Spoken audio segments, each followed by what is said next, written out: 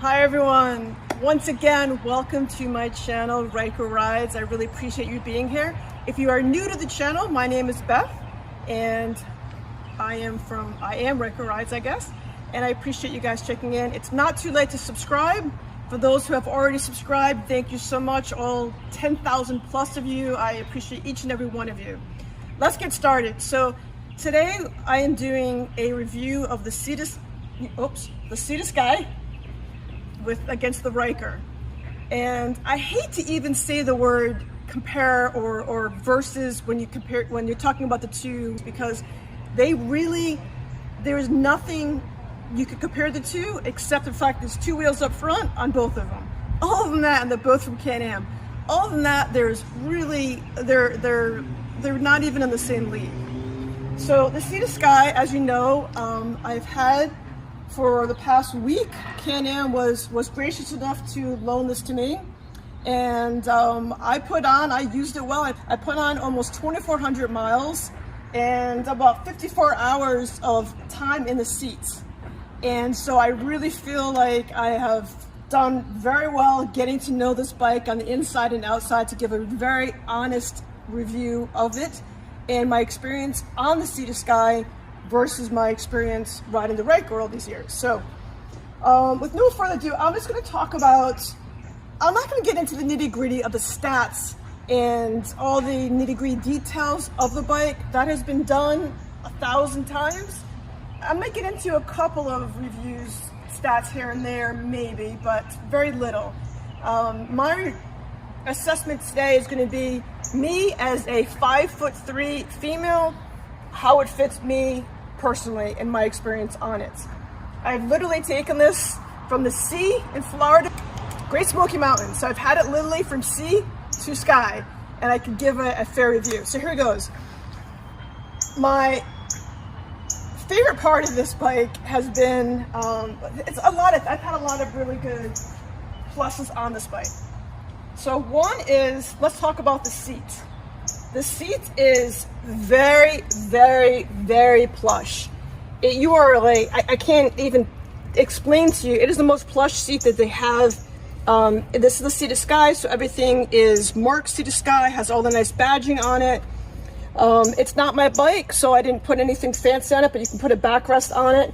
The back seat here has, it's like lumbar support. It is just beautiful, beautiful, comfortable seat. I had I had someone on the back seat for part of the trip. I could not even tell that they were on the seat. I could not even tell they were on the bike. The only thing I noticed differently is it takes a little more stopping time, but as far as comfort, I had no idea they were on it, and they had no idea that, you know, we weren't touching. There's plenty of room. For me, riding this the whole way, this was a negative for me. I'll talk about this in a second. So as far as the seat is concerned, it is a big saddle compared to the RYKER. So yes, it's more plush, but it's also much bigger. So when I'm riding it, I kind of feel like I'm riding a horse. I don't mean that in a funny way, but you're riding it like you have that stance, of that wide stance like a horse, compared to the RYKER seat, which is much smaller. The Sea to Sky is not very adaptable the way it is, whereas the RYKER, it has the U-fit system where you can just pop it open, you can move the handlebars, you can move the brake lever, you can move everything. This does not have that ability. So as I'm sitting on the bike, It is a very wide stretch for me. I don't know if I have unusually small arms, but it is a wide stretch for me to the point where it's uncomfortable. And my foot barely touches the brake. And so there are aftermarket accessories you can put on the bike. There is a brake extender. It's not by Can-Am, but if you notice here, for me to go on the brake, it's a little far for me if I want to be up here. So you can buy risers to push the handlebars forward, and you can buy a brake extender to make it more comfortable for you. So what I did was, again, it's not my bike, so I just wanted a temporary solution. I bought this on Amazon. I'll offer the link on there for you. It fits perfectly in here. It looks like it's almost made for the bike. And it pushed me up exactly where I needed to ride. I hit the brake pedal perfectly. I can hit the handlebars perfectly. And it made for a very, very enjoyable ride. So that worked out just great. What I loved about it is the dashboard. On the dash, I can light it up. The dashboard it's all electronic. It's very beautiful. It has the white for the daytime, and then at nighttime it goes dark. And the beauty of it is it gives you, one of the options is you can reset it, and it tells you how many hours you've spent on the bike. So I reset it for my trip, so I knew exactly I spent 54 hours in this seat. And it tells you, so it's not just mileage, but you can do hours too, which I thought was really, really cool. And there's also a built-in stereo system, which doesn't sound so bad. It's actually not a bad, you can definitely hear it at high speeds. And you can definitely hear it with your helmet on, no problem at all. It has a built-in FM radio, and you can Bluetooth it to your phone for your own music that you have, Pandora, whatever you listen to. The BRP app to make all this work and the controls to make this work, I thought were a little complicated to deal with. I almost felt like I needed a whole manual just on how to work the radio and how to work the controls for that BRP system. But after a week on it, I figured it out, and it worked. It was just fine, but sometimes it would randomly shut off. It was a little complicated to deal with. Also, the windshield is awesome. So the windshield, I didn't think I would use it too much, but the windshield, you can have it go up and down. So I can, let me start up. So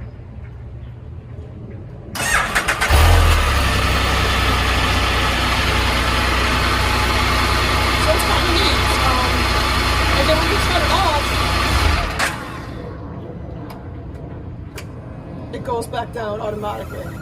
So I think that's cool. You think that you don't use it. I know the windshield you can get for the RYKER, you can manually go up and down, but it's amazing how quickly, how much you actually use the windshield, making go up and down for if it's raining, if it's different conditions. It's very, very nice to have. Another great feature that I loved on this, because I was in North Carolina, another great feature is the heated grips and heated seats. And also the grips back here heat up for the passenger as well as the seat, and they have their own controls as well. Actually, this is for their own radio system, so they can control their speakers back here. And then on this section is to control the heated seat and the heated bars just for the passenger, separate from the rider, the driver. And I use that a lot. It heats up so much, even with my gloves on. It got too hot and I had to turn it off. So there's high and low. It is plush. This is clearly a touring bike. There's no question about it. If you are going on a long trip, so the Sea to Sky is basically a very nice looking RT, but everything inside is the same as an RT. It is extremely comfortable. Things that it took me a little while to get used to is how high up you are. I'm used to being so low in the RYKER. And then on this being so high up, I'm actually, if you go like a basic sedan, I'm actually looking down on the driver. That's how high up you are. So it has a very different feeling. Everything's a great feature. Another really nice aspect for me was on the highway, I felt completely in control. This weighs a lot more than the RYKER, and you can tell how heavy this bike is. On the highway, when your truck passes you by or a big windstorm, you do not move, you don't feel anything. It is stable, stable, stable. It is so stable, it's just so comfortable, you're almost asleep while you're riding it. That's not something I recommend. But that's how great it is. It also, of course, has reverse and all the other nice features. Oh, the storage. You cannot, again, there's no comparison with the storage. I think I have a quick video on that I'll put right now of how nice the storage is. The storage. Now, as you know, the RYKER has a little tiny trunk space up front. Sorry for the mess. Don't look over there. So it has a little tiny frunk, and that's really about it. You know, it doesn't hold all too much, and that's it. So on my RYKER, I added some saddlebags and a top case, and that's great for 1 night or 2 nights. But if you're going for 10 nights like me, you need this. You need to have this. So let me show you all the storage that it has. So it has the typical, has the back storage, the 2 side cases, 1, 2, and also the front one here, like a typical SPYDER that comes with the trunk, the add-on in the back. But specifically for the Sea to Sky, I just think this is the coolest thing. It comes with custom fit Can-Am suitcases in there. So it has the Can-Am name on there. It's made to fit perfectly. The only other people that I know that does this are like really fancy supercars. They do that with because they have limited trunk space. So I thought it was so cool. So for my trip, I have this, and it is a regular suitcase. How cool is that? And then on the side, this is so awesome. And then on the side, it has also marked, it says Sea to Sky, and these pop right out. Try to do it one-handed, but hops right out. You've got the Can-Am logo on there, and it has straps on the inside of it. That's really cool looking. And I'm gonna show you, and there's one on both sides. Let me see if I can do this with one hand. Oh, I love the yellow in there too. I like how it's all branded for the BRP. Comes with a shoulder strap, throw it on. Has really cool storage in there, and it is cool. And the other one on the other side, it has it as well. How cool is that? A whole nother bag in here. So it is just, what better way to travel? And then on top of that, you've got your trunk still totally open and ready to go. And I am getting ready to pack. Let's see how it looks like when all this stuff is packed. That's gonna be awesome. I'm so excited. This is what it looks like when they're all open and empty, ready to go. If you notice, the shape of these are different because they're meant to fit specifically on each side panel.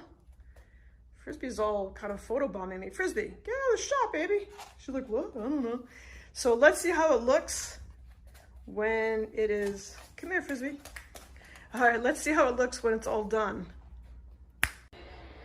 Not bad.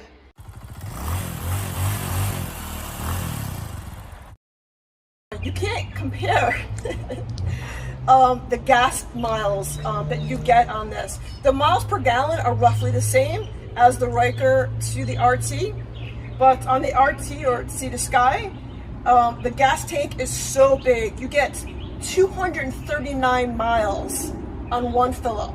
239. You're going to stop because you're tired before you run out of gas.